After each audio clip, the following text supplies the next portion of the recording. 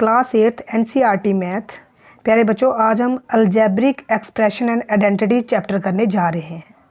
तो बच्चों, सबसे पहले हम ये जानेंगे कि इस चैप्टर में आखिर हम पढ़ने वाले क्या हैं। तो बच्चों, सबसे पहले हम जो इसमें स्टडी करेंगे वो हम करेंगे कि हमें इसमें बहुत सारी पजल्स दी जाएंगी, प्रॉब्लम दी जाएंगी, जिनको हम किसी फार्मूले के हेल्प से बच्चों हम उसे सॉल्व करेंगे। वैसे तो मैथमेटिक में हर एक क्वेश्चन एक पजल के रूप में ही दिया जाता है, लेकिन बच्चों इसमें अलजेब्रिक में आप क्या करोगे कि नंबर के साथ साथ अल्फ़ाबेट्स जो होते हैं एक्स वाई जेड की वैल्यूज़ को भी बच्चों आप जहाँ पे यूज़ करोगे। इसलिए कुछ ऐसी वैल्यूज़ जिनमें एक्स वाई जेड दिए गए होंगे, उनकी पजल्स क्रिएट की जाएंगी और आपने उनको फार्मूले से सॉल्व करना है। तो बच्चों, सबसे पहले पता लगाएंगे हम कि एक्सप्रेशन क्या होता है। एक्सप्रेशन बच्चों ये फॉर्म की जाती है, एक्सप्रेशन को बनाया जाता है कांस्टेंट प्लस वेरिएबल के साथ। तो बच्चों, सबसे पहले हम देखेंगे कि कांस्टेंट्स क्या होते हैं। Constants is a number that does not change their value.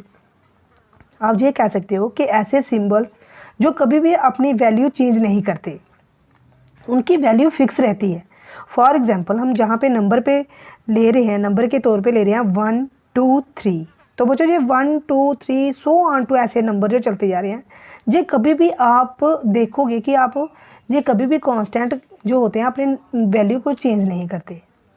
तो बच्चों फॉर एग्जांपल, जैसे मैं 3 को, क्या ऐसा हो सकता है कि मैं 3 को, कि आज मेरा मूड कर रहा है कि मैं 0.3 लिख दूँ, या मैं इसको 3/4 लिख दूँ। 3 की वैल्यू हमेशा 3 ही होती है, 1 की वैल्यू हमेशा 1 ही होती है। अगर आप कोई एक ऐसा नंबर ले रहे हो कि मैं जहाँ पे 100 लिख रहा हूँ, क्या मैं कह सकता हूँ कि आज मैं 100 को 90 बोल दूँगा? नहीं। मीनिंग कॉन्स्टेंट्स जो होते हैं ये नंबर होते हैं और इनकी वैल्यू फिक्स होती है, ये अपनी वैल्यू कभी चेंज नहीं करते। तो बच्चों दूसरे नंबर पे आते हैं वेरिएबल्स।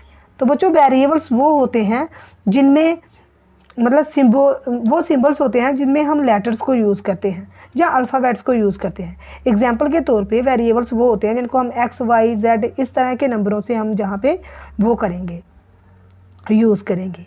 तो बच्चों हमने सीखा कि वेरिएबल जो होते हैं बच्चों वो एक्स वाई जेड के साथ डिनोट किए जाते हैं, मीनिंग इनमें नंबर नहीं होते।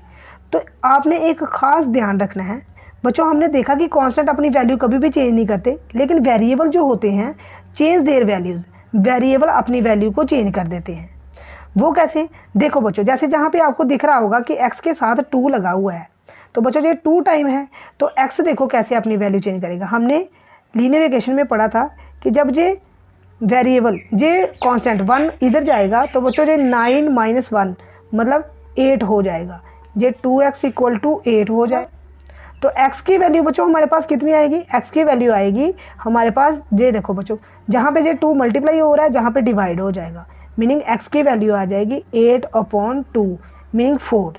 अब ये कह रहा है कि x की वैल्यू 4 होगी। इसका मीनिंग जो वेरिएबल्स होते हैं वो अपनी वैल्यू बच्चों चेंज कर जाते हैं। वेरिएबल्स अपनी वैल्यू चेंज कर देते हैं, लेकिन कॉन्स्टेंट्स जो होते हैं वो अपनी वैल्यू चेंज नहीं करते। तो बच्चों आप जहाँ पे देखोगे इस चैप्टर में एक और चीज़ बच्चों जहाँ पे अप्लाई हो रही है, जिसे हम टर्म्स कहते हैं। तो देखो बच्चों टर्म क्या चीज़ होती है? Term it may be a single number, positive या negative.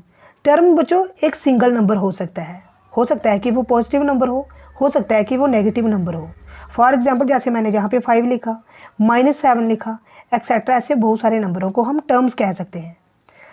It may be a single variable, ये वेरिएबल भी हो सकता है। तो आपने देखा है कि वेरिएबल को हम अल्फ़ाबेट के साथ डिनोट करते हैं, एक्स वाई जेड। तो बच्चों टर्म जो होती है वो constant as well as variable भी हो सकती है। तो बच्चों इसमें कुछ टर्म्स एंड कंडीशन है। टर्म्स की और क्या क्या पहचान है? बच्चों टर्म्स की दूसरी कंडीशन क्या है कि several variable multiplied but never added और सब्ट्रैक्टेड। टर्म हमेशा वेरिएबल्स को मल्टीप्लाई करने पे बनती है, इसमें ऐड और सब्ट्रैक्शन नहीं होना चाहिए। मीनिंग अगर मैं जहाँ पे x मल्टीप्लाई x करूँ तो मैं इसे लिख सकता हूँ x कितनी बार 1 2 3, तो मैं x की पावर 3 लिख दूँगा। अगर मैं जहाँ पे करूँगा y मल्टीप्लाई y तो मैं जहाँ पे y की पावर बच्चों 3 लिख दूँगा। इसका मीनिंग ये जो मैंने लिखी ना बच्चों, ये टर्म हुई, ये क्या हुई? एक टर्म हो गई। मीनिंग टर्म्स में हम वेरिएबल्स को मल्टीप्लाई कर सकते हैं, लेकिन हम ऐड या सब्ट्रैक्ट जे नहीं कर सकते बच्चों। जब हम जे कर देंगे तब एक टर्म नहीं कहलाई जाएगी, आपने ये खास ध्यान रखना है। Some term contain variable with a number in the front of them. कुछ टर्म्स के अंदर बच्चों क्या होता है कि हमने नंबर्स लिए गए होते हैं, लेकिन हम उन नंबर्स को उनके फ्रंट में लिखते हैं। फॉर एग्जांपल मैं जहाँ पे लिखता हूँ कि 2x, तो बच्चों ये 2x क्या हुआ, ये 2x जो है बच्चों ये एक टर्म है। हमने यही कहा था ना कि टर्म एक नंबर भी हो सकता है, एक वेरिएबल भी हो सकता है, तो हम उनको नंबर और वेरिएबल को मल्टीप्लाई करने पे एक टर्म कह सकते हैं, ये भी एक टर्म होगी। तो बच्चों आपने खास ध्यान रखना है कि टर्म में हमेशा वेरिएबल के फ्रंट में कोई नंबर भी हो सकता है। फॉर एग्जांपल मैं जहाँ पे लिख सकता हूँ कि 10x का स्क्वायर, जी भी तो बच्चों एक टर्म होगी। मैं इसे ऐसे भी लिख सकता हूँ x स्क्वायर वाई स्क्वायर, जे भी एक टर्म होगी। बच्चों मैं इसे 5xy, जे भी एक टर्म होगी। बच्चों क्या मैंने इन्हें 5 में प्लस x प्लस वाई ऐसे लिखा हुआ है? नहीं, मैंने इनको मल्टीप्लाई किया हुआ है, इसी कारण ये एक टर्म हो गई। ये एक क्या होगी बच्चों? टर्म होगी। अब बच्चों इसके बाद आता है अगले, the number in the front of the term is called coefficient. जो बच्चों नंबर के आपने देखना है, जो नंबर फ्रंट में, टर्म के फ्रंट में नंबर जो लगा होता है उसको हम कोफिशिएंट कहते हैं। फॉर एग्जांपल मैं इसी की पहली एग्जांपल उठाता हूँ कि 2x, जहाँ पे बच्चों जो कोफिशिएंट होगा हमने देखना है, जहाँ पे नंबर क्या लगा हुआ है टर्म के आगे बच्चों 2, इसका मीनिंग इस टर्म का कोफिशिएंट क्या हो गया? 2 हो गया। आपने ये देखना है, जैसे मैं कहूँ जहाँ पे -10x का स्क्वायर, तो मैं कहूँ आपसे पूछूँ कि भाई इस टर्म का कोफिशिएंट क्या होगा? इस टर्म का कोफिशिएंट क्या हो जाएगा? -10। बच्चों इसका कोफिशिएंट क्या हो जाएगा? -10। ऐसे बहुत सारी हमारे पास एग्जांपल्स होंगी जिसमें बच्चों हम कोफिशिएंट को निकालना सीखेंगे। जैसे फॉर एग्जांपल मैं जहाँ पे लेता हूँ बच्चों -5x, तो मैं कहूँ कि x का कोफिशिएंट क्या होगा? सिर्फ x को देखना बच्चों आपने, x के साथ क्या लगा हुआ है नंबर, क्या नंबर लगा हुआ फ्रंट में? -5। इसका मीनिंग -5 जो है वो कोफिशिएंट होगा ऑफ x का, मीनिंग इस वाले टर्म का कोफिशिएंट क्या होगा? 5 होगा, क्योंकि उसने लिखा हुआ है कि the number in the front of a term is called coefficient. वो कोफिशिएंट कहलाया जाएगा जो किसी नंबर के, जो कोई नंबर जो है वो वेरिएबल मतलब किसी टर्म के फ्रंट में लगा हुआ होगा। ठीक है बच्चों, आपने ये खास ध्यान रखना है।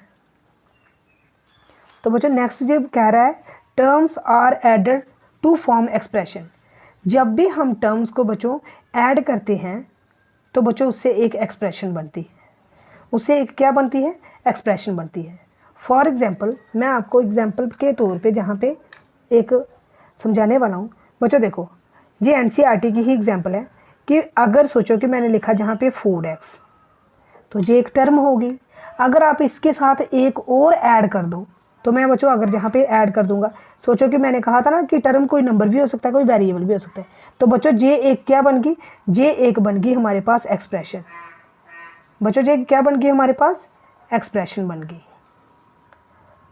क्योंकि टर्म्स में हम कभी भी ऐड या सब्ट्रैक्शन नहीं कर सकते, लेकिन टर्म्स को हम एक्सप्रेशन में ऐड या सब्ट्रैक्शन कर सकते हैं। बच्चों दोबारा मैं कह रहा हूँ कि हम टर्म्स में कभी भी कांस्टेंट और वेरिएबल को बच्चों ऐड या सब्ट्रैक्शन नहीं कर सकते, लेकिन एक्सप्रेशन में हम 2 टर्म्स का सम या 2 टर्म्स का डिवाइड कर सकते हैं। 2 टर्म्स का सम सब्ट्रैक्शन ये बच्चों हम कर सकते हैं, डिवाइड कर सकते हैं हम। तो बच्चों जैसे फॉर एग्जांपल मैं जहाँ पे एक एग्जांपल और ले रहा हूँ, सोचो कि अगर मैं 7xy - 5x ऐसे लिख दूँ, तो बच्चों ये क्या बन गई हमारे पास? ये भी एक एक्सप्रेशन बन गई। ये भी एक क्या बन गई? एक्सप्रेशन बन गई। तो बच्चों मैं आपको एक छोटा सा चार्ट दिखाता हूँ जिससे आपके सारे डाउट क्लियर हो जाएंगे। कांस्टेंट, वेरिएबल, टर्म्स और कोफिशिएंट क्या होते हैं। तो बच्चों देखो जहाँ पे हमने 2 टर्म्स को, 3 टर्म्स को 1, ये 2 और ये 3 टर्म्स को मिला के बच्चों एक एक्सप्रेशन बनाई है। अब हम एक्सप्रेशन में हम इनके पार्ट्स देखेंगे। देखो बच्चों मैंने कलरफुल पेन से इसलिए लिखा है ताकि आपको इजी तरीके से समझ आ जाए। तो बच्चों जहाँ पे वेरिएबल्स क्या होंगे बच्चों, वेरिएबल्स होंगे जहाँ पे x, y ये वेरिएबल्स होंगे, क्योंकि बच्चों मैंने कहा था कि वेरिएबल हमेशा लेटर के साथ डिनोट किए जाते हैं। तो बच्चों जहाँ पे कांस्टेंट क्या होंगे, कांस्टेंट बच्चों वो होते हैं जो नंबर होते हैं। तो जहाँ पे कांस्टेंट सिर्फ क्या है, -9। तो बच्चों कांस्टेंट क्या है हमारे पास, -9।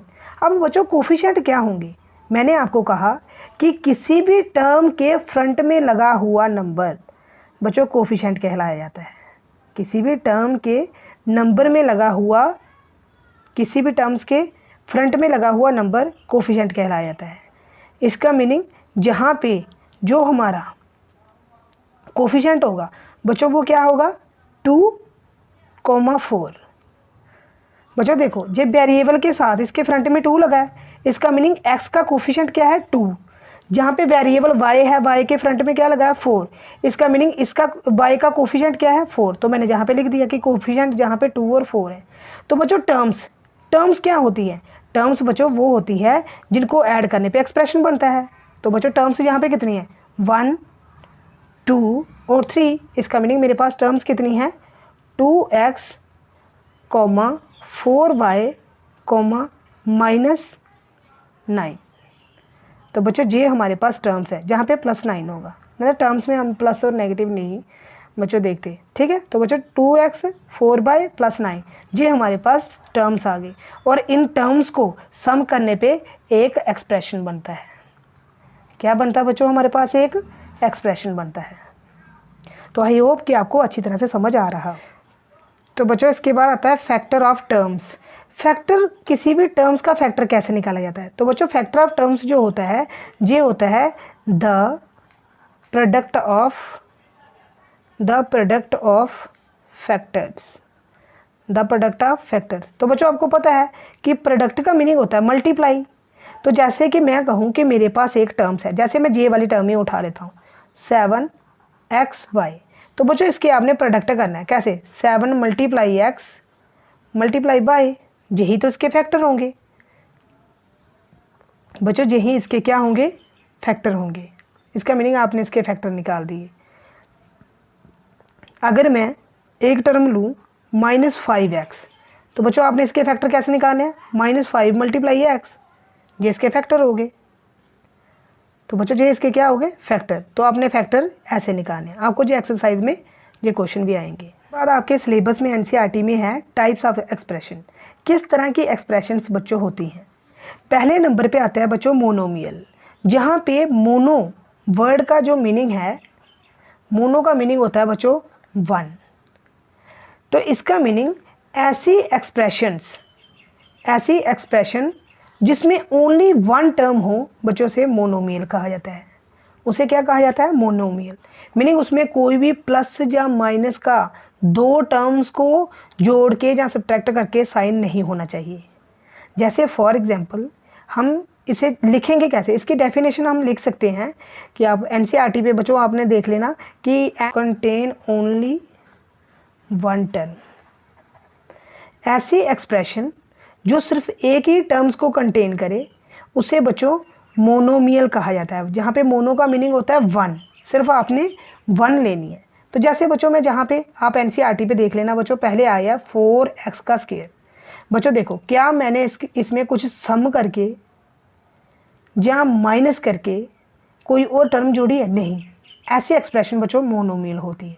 फॉर एग्जाम्पल मैं जहाँ पे लिख सकता हूँ 3xy। अब देखो बच्चों 3 की मल्टीप्लाई x के साथ हो रही है और इसकी मल्टीप्लाई y के साथ हो रही है, इसका मीनिंग जे भी 1 टर्म है। -7z, तो बच्चों जे भी मोनोमियल हुई क्योंकि एक ही है। 5xy का स्क्वायर, जे भी एक ही टर्म हुई। 10y, जे भी एक टर्म हुई बच्चों, और टर्म हमने लिखा है कि कोई नंबर भी हो सकता है, -9 etc। बच्चों ऐसी टर्म्स जिनके बीच में देखो मैंने कॉमाज लगा के इनको सेपरेट किया हुआ है, ये बच्चों मोनोमियल्स होती है। अब दूसरे नंबर पे आती है बच्चों बाइनोमियल। तो बच्चों जहाँ पे बाई का मीनिंग होता है 2, ये एक लैटिन वर्ड्स है, आपने इतना याद रखना है कि बाई का मीनिंग 2 होता है। तो हम कह सकते हैं कि ऐसी एक्सप्रेशन जिसमें ओनली 2 टर्म्स हो, इसमें 2 टर्म्स होनी चाहिए, इसमें 2 टर्म्स होनी चाहिए। इसका मीनिंग वो टर्म्स बच्चों सब्ट्रैक्ट भी हो सकती है, मतलब माइनस भी हो सकती हैं, और वो ऐड भी हो सकती हैं। जैसे फॉर एग्जांपल मैं जहाँ पे कोई 2 टर्म्स ले लेता हूँ, तो बच्चों जहाँ पे मैं सोचो कि 2 टर्म्स ले लेता हूँ, जैसे मैं एक का नाम रख लेता हूँ a + b, ये मैंने 2 टर्म्स रख ली, तो बच्चों इसका मीनिंग ये कौन सी होगी, ये हो गई बच्चों बाइनोमियल। जैसे लेकिन बच्चों आपने एक चीज़ खास ध्यान रखना है, इसमें जो वेरिएबल हैं बच्चों, वो दोनों टर्म्स में जो वेरिएबल आप एक्स वाई लोगे ना, अगर पहली में एक्स होगा तो दूसरी में वाई होना चाहिए, ये दोनों सेम नहीं होने चाहिए। बाइनोमियल में दोनों सेम नहीं होने चाहिए। इसका मीनिंग ये हुआ कि अगर आप ऐसे लिखोगे 2x + 3x, तो बच्चों ये मोनोमियल नहीं हो सकती, ये बाइनोमियल नहीं हो सकती। सॉरी, क्यों नहीं हो सकती? देखो बच्चों इसमें दोनों वेरिएबल सेम है, तो अब 2 और 3 ये 5x का x आ जाएगा, तो बच्चों ऐसी वाली टर्म्स बाइनोमियल नहीं होंगी, ये मोनोमियल कहलाई जाएगी।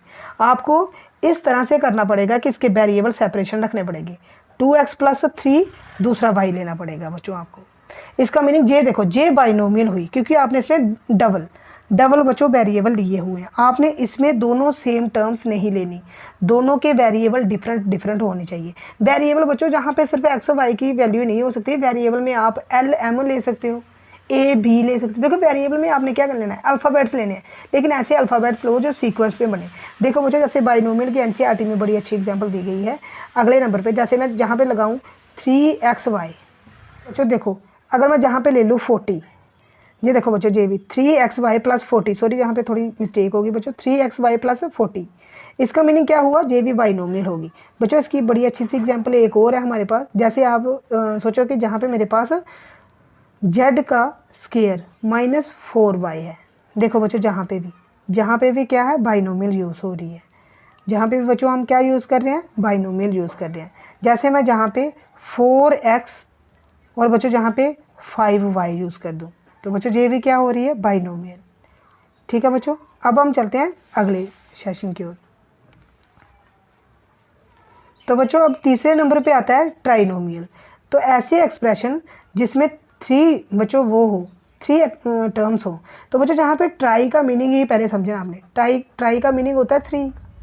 तो बच्चों ऐसे एक्सप्रेशन जो कितने कंटेन करे बच्चों, वो 3 टर्म्स को कंटेन करनी चाहिए, वो 3 टर्म्स को कंटेन करनी चाहिए।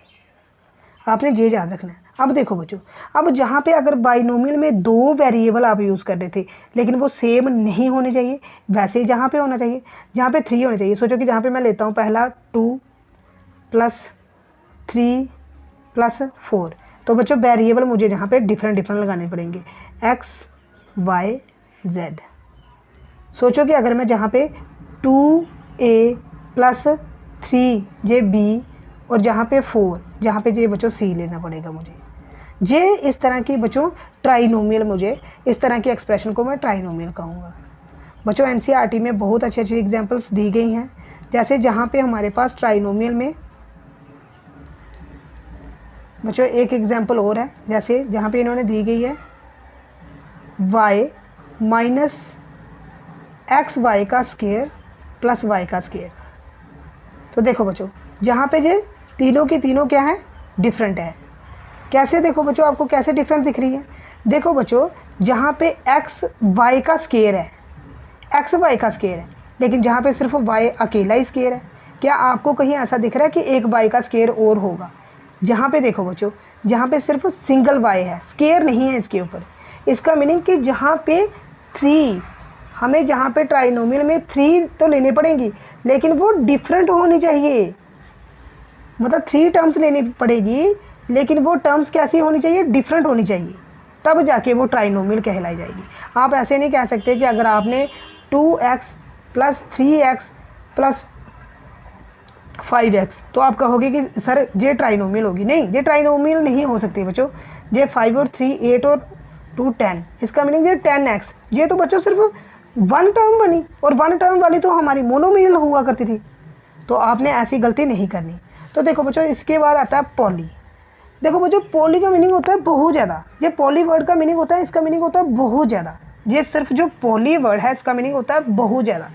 तो आपने बस ये याद रखना है, ऐसी टर्म्स जिसमें 3 से भी ज़्यादा हो सकता है वो 1 भी हो सकती है।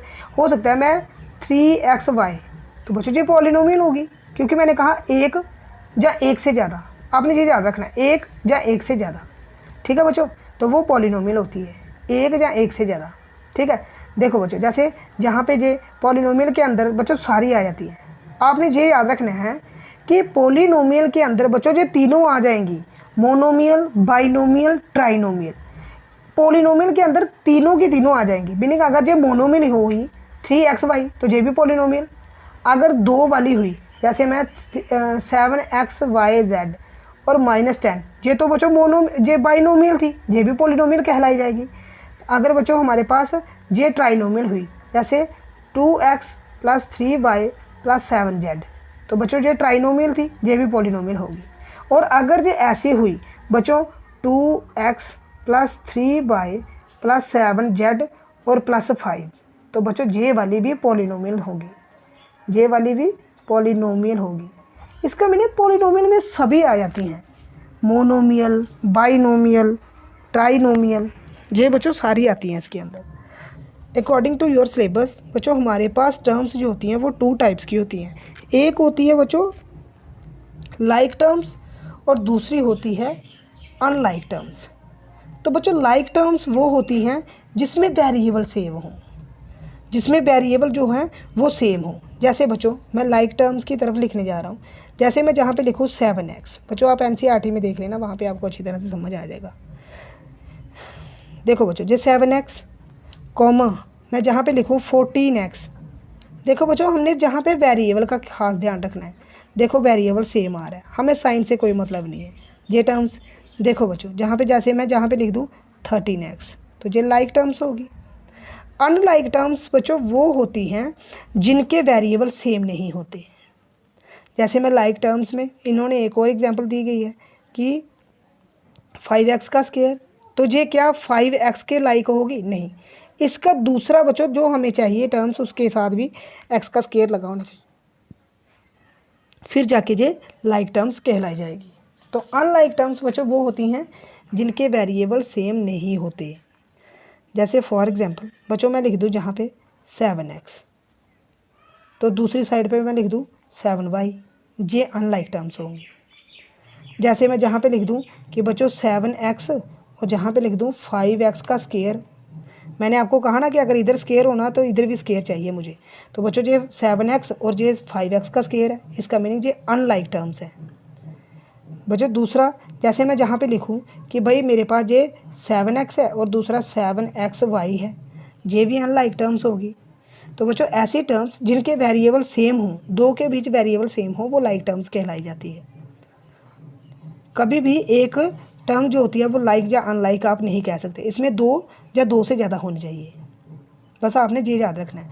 अनलाइक में वेरिएबल सेम नहीं होते, लाइक में खास ध्यान ये भी रखना है बच्चों हमारे पास पावर जो होती है वो भी सेम होनी चाहिए। जैसे लाइक में मैं एक एग्जांपल आपको और लिख देता हूँ, जैसे आप लिखो कि 7xy, तो इसके साथ ही आपने लिख दिया 5xy। देखो बच्चों दोनों के वेरिएबल xy, इसका भी xy, इसका मीनिंग ये कौन सी टर्म्स होगी बच्चों? ये लाइक टर्म्स होगी। तो बच्चों अगले टॉपिक में हम सीखेंगे कि किस तरह से हम अलजेब्रिक एक्सप्रेशन में एडिशन और सब्सट्रैक्शन करते हैं, किस तरह से हम दो या दो से ज़्यादा अलजेब्रिक एक्सप्रेशन में बच्चों हम सम या उनका सब्सट्रैक्शन मीनिंग उनको माइनस करते हैं। देखो बच्चों जैसे हमारे पास एग्जांपल दी गई है, जहाँ पे बच्चों आप NCERT में भी देख सकते हो कि हमारे पास एक एक्सप्रेशन ये है और दूसरी एक्सप्रेशन ये है। बच्चों हमने इन दोनों को क्या करना है? ऐड करना है। तो सबसे पहले बच्चों आपने ऊपर वाली, जब भी आप इसका सोल्यूशन करो तो आप पहले ऊपर वाली लिख लो, जैसे 7x का स्क्वायर -4x + 5। तो बच्चों इसके बाद आपने क्या करना है? दूसरी वाली एक्सप्रेशन लिखनी है। तो बच्चों खास ध्यान रखना है कि लाइक टर्म को लाइक टर्म के नीचे लिखना है, मतलब सेम वेरिएबल वाली को। जैसे जी 4x और जहाँ पे 9x ये लाइक टर्म्स हैं, तो 4x के नीचे बच्चों आपने 9x को लिखना है। और बच्चों जहाँ पे दूसरी वाली जो टर्म है वो -10 है, ये कांस्टेंट है, तो आपने कांस्टेंट को कांस्टेंट के नीचे लिखना है, क्योंकि इसके साथ कोई भी तो वेरिएबल लगा ही नहीं है। तो बच्चों अब हम इनका क्या करेंगे? इनका करना है हमने सम। तो बच्चों अब हमने इनका सम करना है। देखो बच्चों अगर आप 5 में से -10 निकालोगे तो आपका आंसर आएगा -5। तो बच्चों अगर आप -4 में से 9 निकालोगे, जैसे आप सिंपली करते हो कि 9 में से अगर आप 4 निकाल दोगे माइनस का, तो बच्चों आपके पास +5 आएगा, +5 आएगा। लेकिन अगर इसके साथ x लगा तो बच्चों इसके साथ x लगेगा। अब जहाँ पे तो कुछ नहीं था, ये बच्चों हमारा आ गया 7x का स्क्वायर। इस तरह से हम कोई दो अलजेब्रिक एक्सप्रेशन का बच्चों क्या करते हैं, सम करते हैं या उनका ऐड करते हैं। आपने ये ध्यान रखना है कि जो लाइक टर्म्स होती है, जैसे जहाँ पे लाइक टर्म्स क्या थी बच्चों, ये 4x और जहाँ पे 9x, साइन का कोई मीनिंग नहीं है, जहाँ पे हमने लाइक को लाइक टर्म्स के साथ नीचे लिखना होता है। तो बच्चों नेक्स्ट हमने ये देखना है कि किस तरह से बच्चों हमने दो अलजेब्रिक एक्सप्रेशन का सब्सट्रैक्शन करना है। तो प्यारे बच्चों पहले तो इसमें ख़ास ध्यान ये रखनी है कि जब भी आपको सब्सट्रैक्शन में दिया जाए तो जो फ्रॉम 7x का स्क्वायर माइनस जे वाली जो टर्म दी गई होती है ना फ्रॉम, तो बच्चों जे आपने सबसे पहले लिखनी होती है। जो आपको फ्रॉम में लिखा हुआ होता है ना, वो आपने सबसे पहले लिखनी होती है। तो फ्रॉम वाली कौन सी थी, 7। पहले मैं इसका सोल्यूशन लिखूँगा, जहाँ पे आपने लिखना है 7x का square minus 4xy plus 8y का square plus 5x minus 3y। अब बच्चों आपने लाइक टर्म्स ढूंढनी है इसमें। देखो एक्स स्क्वायर वाली कौन सी है, जे वाली, तो आपने इसके नीचे लिख देना 5x का स्क्वायर। अब वाई स्क्वायर वाली कौन सी है, माइनस जे वाली बच्चों, इसके नीचे आपने इसके नीचे लिख देना -4y का स्क्वायर। अब y वाली कौन सी है, सिर्फ 6y, तो आपने इसके नीचे लिख देना 6y। और कांस्टेंट नंबर जहाँ पे बच्चों कोई भी नहीं है, हमारे पास कोई एक ऐसा कांस्टेंट नंबर है जो अकेला हो, जिसके साथ x या y नहीं लगा हो, तो बच्चों आपने उसको सेपरेशन में, देखो नीचे वाली कर रहे थे ना आपने इसके नीचे वाली में -3 लिख देना है। बच्चों आगे इसका मेन काम आता है।